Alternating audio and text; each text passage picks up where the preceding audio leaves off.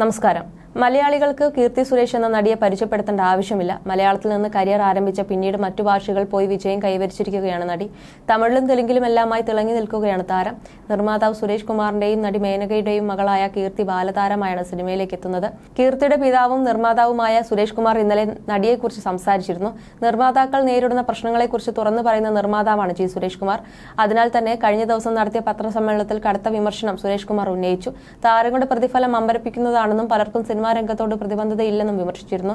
സുരേഷ് കുമാറിന്റെ പ്രസ്താവനയെ എതിർക്കുന്നവർ പ്രധാനമായും ചൂണ്ടിക്കാണിച്ചത് മകളായ നടി കീർത്തി സുരേഷിന്റെ പ്രതിഫലമാണ്.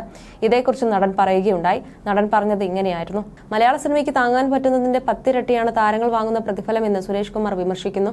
ഇവർക്ക് ഇൻഡസ്ട്രിയോട് യാതൊരു പ്രതിബദ്ധതയും ഉണ്ടെന്ന് തോന്നുന്നില്ലെന്നും അദ്ദേഹം പറഞ്ഞു. പിന്നാലെ സുരേഷ് കുമാറിന്റെ വാക്കുകൾക്ക് മകൾ കീർത്തി സുരേഷ് കോടികളല്ലേ പ്രതിഫലം വാങ്ങുന്നെന്ന കമന്റാണ് പലരും ചോദിക്കുന്നത്. ഈ വേളയിൽ മുമ്പൊരിക്കൽ അദ്ദേഹം ഇതിനെക്കുറിച്ച് സംസാരിച്ച വാക്കുകളാണ് സോഷ്യൽ മീഡിയയിൽ ശ്രദ്ധ നേടുന്നത്. ദേശീയ അവാർഡ് ജേതാവായ കീർത്തി മറ്റു ഭാഷകൾ വാങ്ങുന്ന പ്രതിഫലത്തെ ചൂണ്ടിക്കാട്ടിയായിരുന്നു വിമർശനങ്ങൾ. 3 മുതൽ 4 കോടിയാണ് കീർത്തി ഒരു സിനിമയ്ക്ക് പ്രതിഫലം വാങ്ങുന്നത്.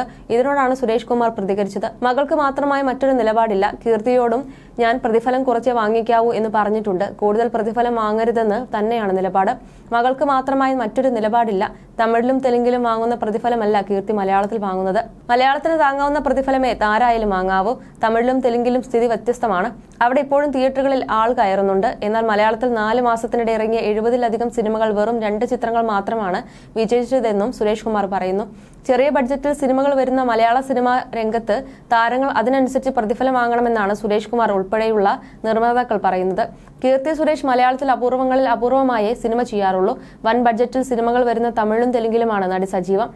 ഡെക്കാൻ ക്രോണിക്കലിന്റെ റിപ്പോർട്ട് പ്രകാരം കീർത്തി ആവശ്യപ്പെടുന്ന പ്രതിഫലം കൂടുതലാണെന്നും തുക കുറയ്ക്കണമെന്നും ടോളിവുഡിൽ നിന്ന് അഭിപ്രായം വന്നിരുന്നു.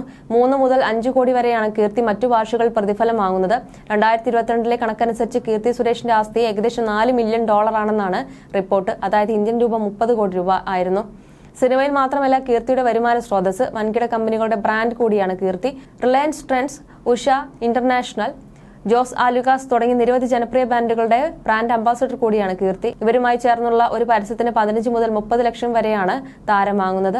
ഇതുകൂടാതെ രാജ്യത്തുടനീളം നിരവധി സ്വത്തുക്കളും കീർത്തിക്കുണ്ട്. മാതാപിതാക്കൾക്കൊപ്പം താമസിക്കുന്ന ചെന്നൈയിലെ ആഡംബര വീട് ഉൾപ്പെടെ അതിൽ ഉൾപ്പെടുന്നു. ഇതുകൂടാതെ ഹൈദരാബാദിലെ ജൂബിലി ഹിൽസിലെ പോഷ് ഏരിയയിൽ മറ്റൊരു അപ്പാർട്ട്മെന്റും കീർത്തിക്കുണ്ടെന്നാണ് റിപ്പോർട്ട്.